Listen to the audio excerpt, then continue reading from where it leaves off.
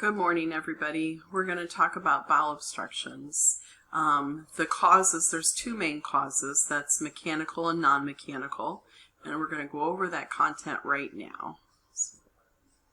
Talk about mechanical bowel obstructions first, and this is in your book on page 945 in your Lewis book, and this content will be on the next exam.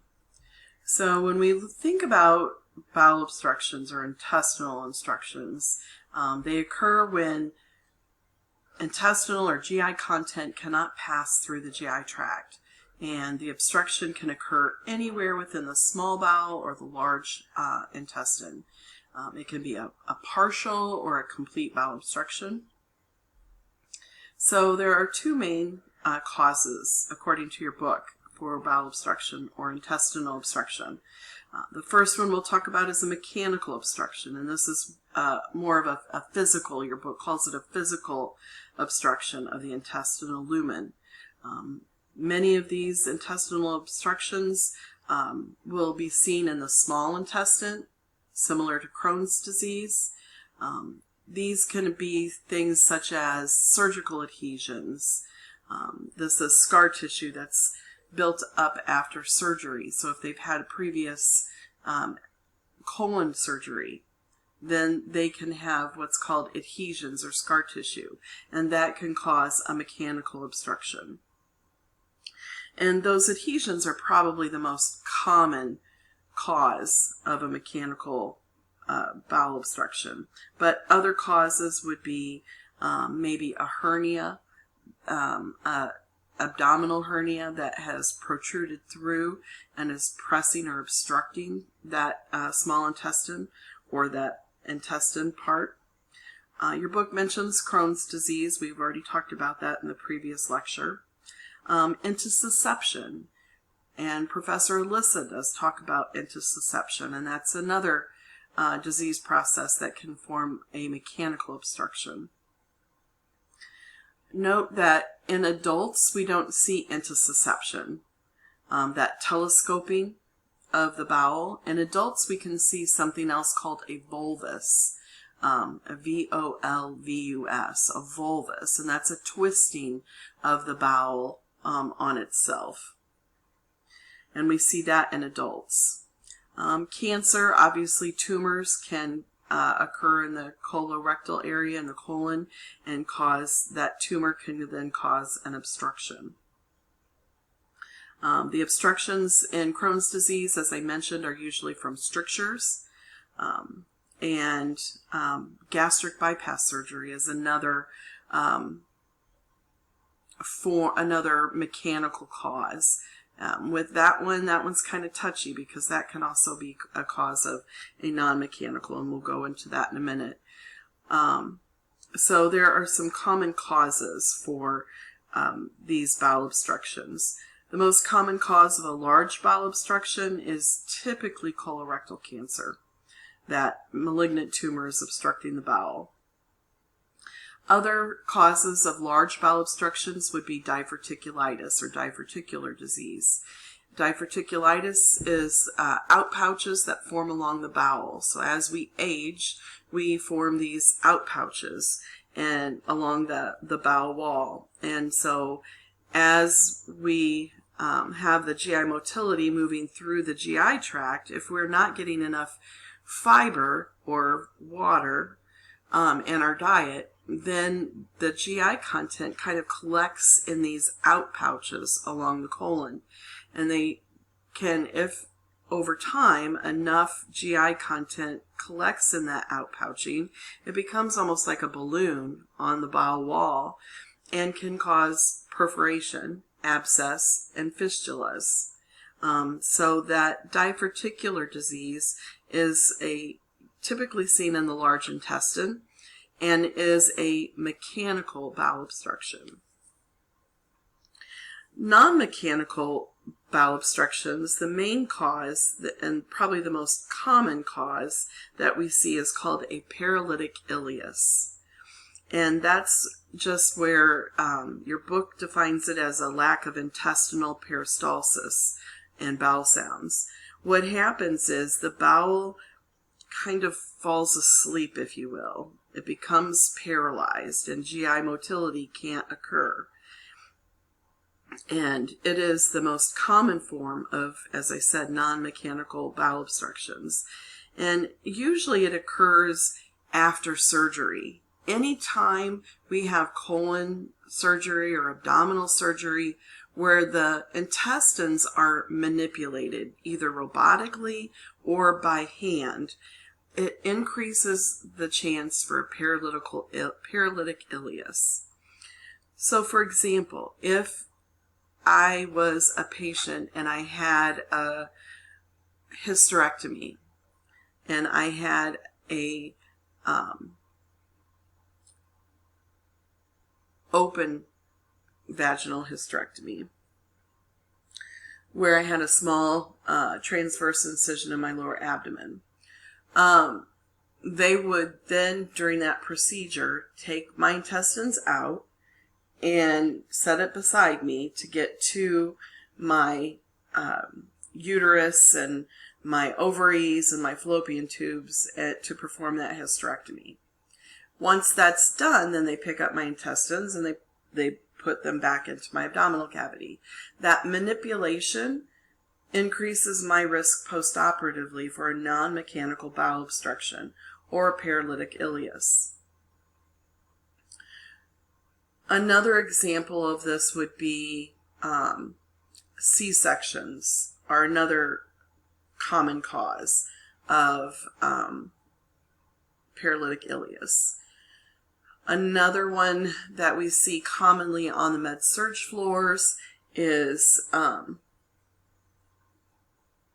usually like a colon resection for colorectal cancer, or maybe I've had diverticulitis and I need a colon resection. And so anytime they go into my abdominal cavity surgically and they have to manipulate my bowel, that causes my risk for a paralytic ileus to increase greatly.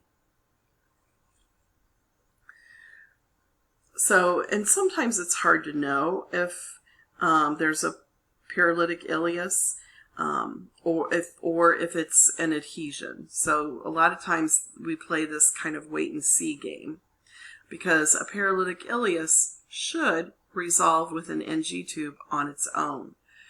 But an adhesion, which is a mechanical bowel obstruction, will not heal or resolve on its own. They will have to go in and do a colon resection for that adhesion. Your book lists a couple other causes for paralytic ileus, such as hypokalemia and peritonitis.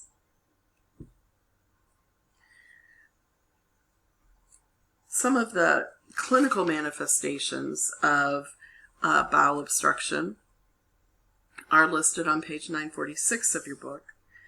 And so the 4 hallmark clinical manifestations of an obstruction are abdominal pain, nausea, vomiting, abdominal distension, and constipation.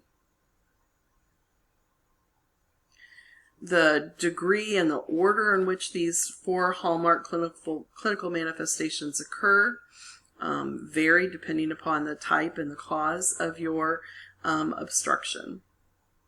So typically that abdominal pain is very colicky, and that's usually the very first symptom that we see. So in small bowel obstructions, the pain's often very sudden in onset. It occurs about 4 to 5 minute intervals for proximal obstructions, and then less for distal obstructions. The nature of the vomiting gives a clue to the level of the obstruction. So if it's a proximal obstruction, the patients rapidly develop nausea and vomiting, and it can be bile-colored and projectile. Vomiting usually gives temporary relief to that abdominal pain in higher obstructions. Vomiting from a more distal or small bowel obstruction is more gradual in onset. Again, it's more fecal and foul smelling because that GI motility can't get through. Bowel sounds are usually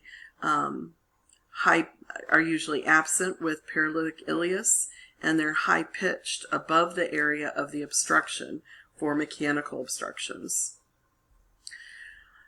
Some clinical manifestations of a large bowel obstruction.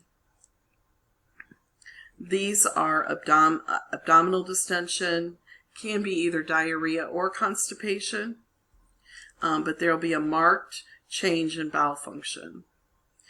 There'll be a lack of flatus or gas, and the patient will complain or report of persistent crampy abdominal pain.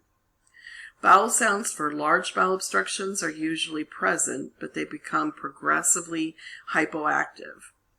Vomiting in a large bowel obstruction is usually very rare, so we don't see nasogastric tubes usually for large bowel obstructions.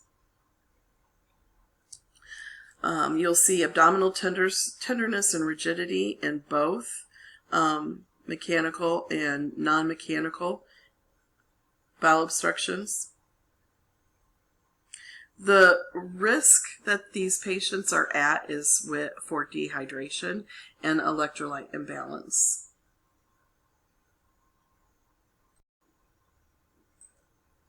All right, so let's go to the next slide, and let's talk about, before we talk about nursing management, let's talk about some of the diagnostic studies that we would see for a bowel obstruction.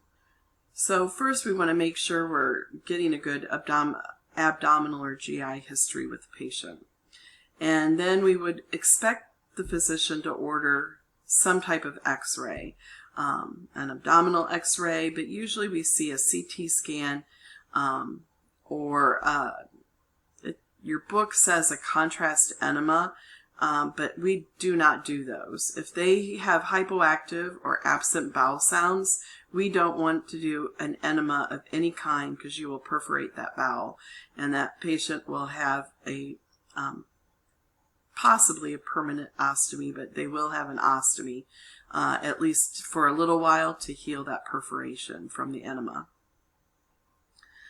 So usually we'll also see a sigmoidoscopy or a colonoscopy done, because it gives a direct visualization, at least if we suspect a large bowel obstruction. That colonoscopy can give us an idea of what's going on. Keep in mind, remember that colonoscopy shows the whole lower large bowel and only the distal ileum of the small. Blood tests, we would see a CBC drawn, because we want to look for the white cells to be elevated. We would want to maybe look at anemia if they've had a history of Crohn's disease or ulcerative colitis. But with the CBC and a bowel obstruction, we're mainly looking at a high white count. And sometimes that high white count can indicate a perforation, as I talked about in my previous recording, or it can also indicate a strangulation. We would also see increased hematocrit and hemoglobin levels, increased hematocrit and decreased hemoglobin levels. And this can mean cancer. It could indicate strangulation or necrosis. We would also look at electrolyte levels. We would expect our potassium to be low. Our sodium would be normal. Our BUN would be high because of the dehydration. And our serum creatinine would be low because of the pulling of protein from muscle breakdown. So all of those are looked at, and they indicate the fact that the patient is dehydrated from the nausea and vomiting that they had from the obstruction. So how do we treat or manage a bowel obstruction? The first thing we want to do is we want to provide IV fluid therapy. Usually we see normal saline or lactated ringers being given IV to rehydrate that patient. They may or may not have a potassium supplement or a potassium bolus ordered, depending upon what that potassium level is. The first thing I want to think of when I'm a nurse is my patient's going to be NPO. We want to rest that bowel. And I'm going to make sure that I'm ready and talking to the patient about the possibility of a nasogastric tube being inserted, because we want to decompress that stomach. We want to get that distended abdomen down. And so then we would also anticipate electrolyte replacement.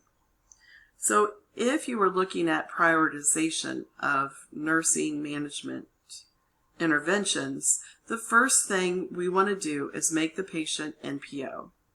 Then the next thing we want to do is we want to get that NG tube in. So we would, if the patient is vomiting, we would make sure they had an order for, or if they're nauseous, for ondansetron. We would give that first, let that nausea subside a little bit, but the goal is to get that nasogastric tube in as quickly as possible. Once we get that nasogastric tube in and we think that it's in place, we call down, get a KUB, verify placement. Remember from practice lab, nothing can get done to that nasogastric tube until you have confirmed x-ray placement. That means you can't do an air bolus, you can't flush it, you cannot hook it to suction until you've gotten confirmation from x-ray that that tube is in place. Once you have confirmation, then you can take your piston syringe and your stethoscope and listen for that whoosh, that air bolus. That is kind of a double check for placement. It's not the gold standard, because even if it's in the lung or in the tip of the stomach, we would still hear that. So that's why we get that x-ray. The KUB is the gold standard for placement. Once we've done the air bolus and we flush our nasogastric tube, then we can connect it to suction. We would expect the suction drainage to be either bile colored or fecal colored. So it can range anywhere from kind of a goldenrod yellow to brown. The NG tube would be in place until the patient started to have bowel sounds and passing gas.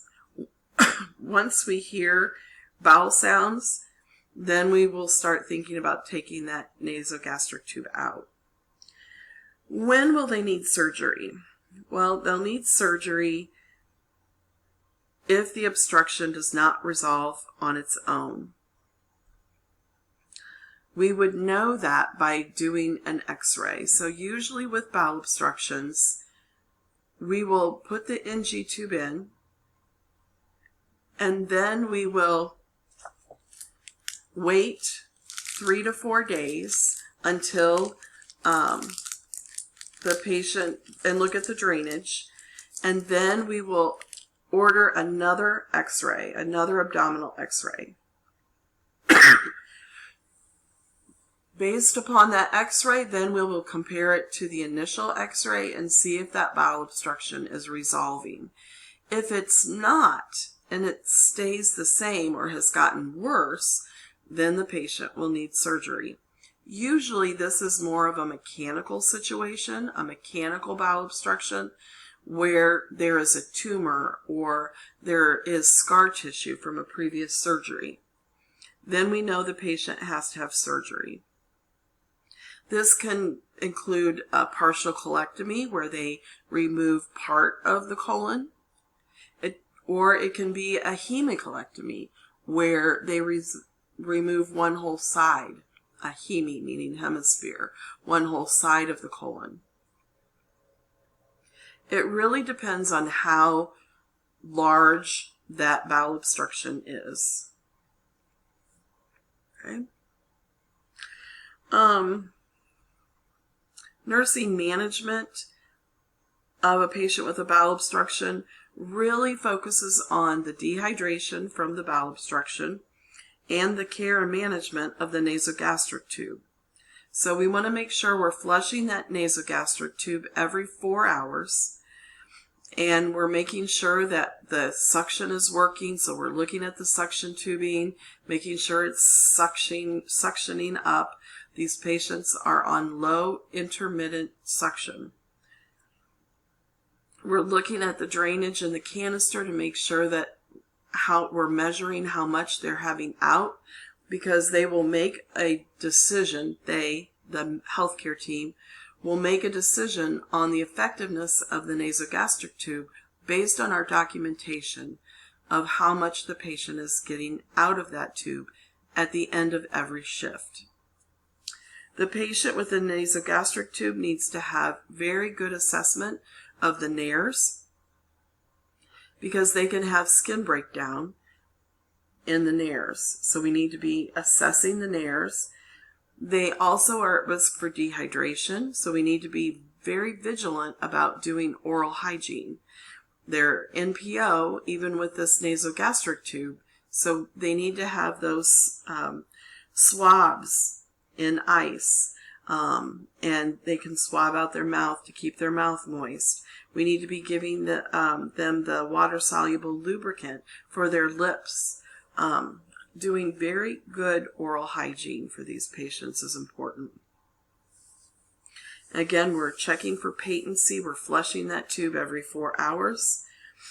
And that's really the focus of our nursing assessment and our nursing interventions. We're giving pain medicine. Usually it's morphine for pain, for that abdominal pain that they're having.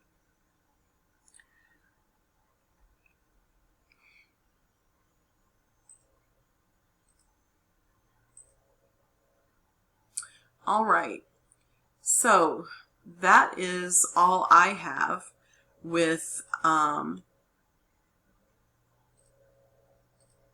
bowel obstructions. So if you have any questions, please don't hesitate to reach out to me.